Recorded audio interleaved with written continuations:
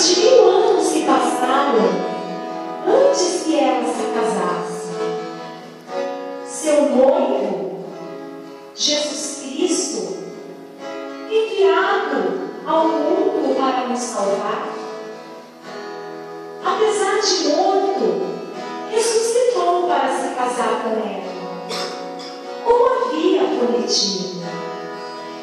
A noiva esperou o seu noivo, mas no decorrer dessa longa espera, apareceram muitos pretendentes. Quase a noiva desistiu do casamento.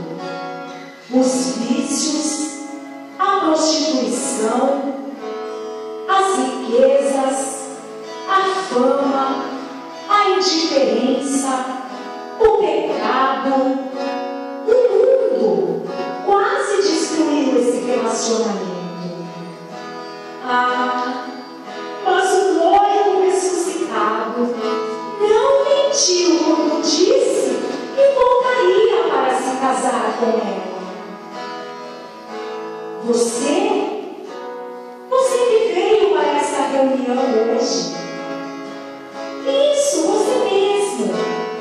Você é um convidado indispensável para este enlace de amor. Sabe por quê? Jesus Cristo ressuscitado é o noivo. Você é a noiva que Ele vem buscar para morar com Ele para sempre.